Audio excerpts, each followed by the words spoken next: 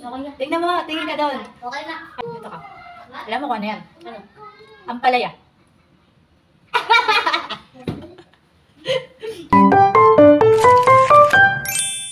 Nakagawa na ako ng paraan kung paano ko mapapakain ng ampalaya yung panganay na anak ko. Gayang na nakikita nyo, ginayat ko ng maliliit yung ampalaya at nilagyan ko nga ng sibuyas at bawang. Binabad ko nga pala muna yung ampalaya sa may asin ng mahigit 1 oras bago ko nga ito piniga at ginayat ng maliliit. Plano ko sanang gisahin lang ito at lagyan nga lang ng 1 itlog, pero dahil 1 anak ko lang ang kakain kapag ganun ang luto ko, kaya't eto naisipan ko na lang ang gawa ng paraan. Naglagay pala ako dyan ng 3 kutsarang harina, 1 itlog at maglalagay din ako ng dashi powder. Ito pong dashi powder na ginagamit ko ay madalas ginagamit sa Japan na pampalasa sa mga niluluto nila. At eto nga, naglagay na rin ako dito ng pepper and salt.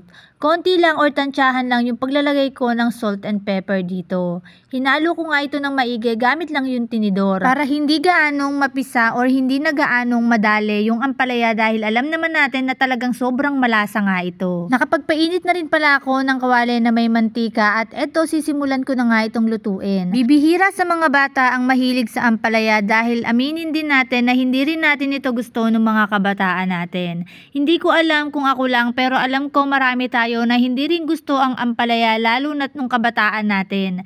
Pero ngayon mas na-appreciate natin yung halaga ng mga gulay sa ating katawan or sa pang-araw-araw nating pagkain. Ito palang gulay na ampalaya ay galing lang to sa binibili ko na pampakbet na halo-halong gulay na naka-plastic. Ayoko rin naman ganong nag-aaksaya ng gulay, kaya't eto naisipan ko rin talagang gawan ng paraan.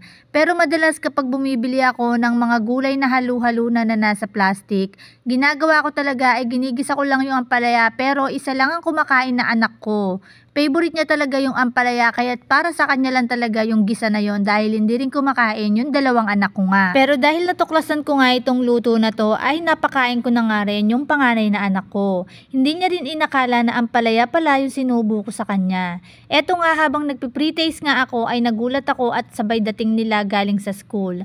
Kaya't syempre patitikimin ko rin sila. Tingin ka doon. Okay, lapit. Kaya dating lang. Hindi lang. Tingin doon.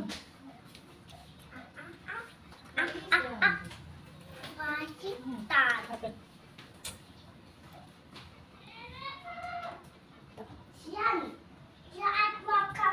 Okay na. Tingnan mo, tingin ka doon. Okay na. Halika, halika. Dito ka. Alam mo kung ano yan? Ano? Ampalaya.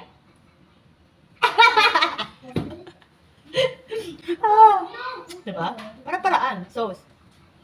At eto na nga yung ulam nila nung kinatanghalian na umuwi sila. Gumawa rin pala ako ng sauce para hindi nila ganong malasahan yung natitira pang lasa ng ampalaya. Kaya kung nahihirapan kang pakainin ng ampalaya yung anak mo, ay pwede mong subukan ang recipe na ito.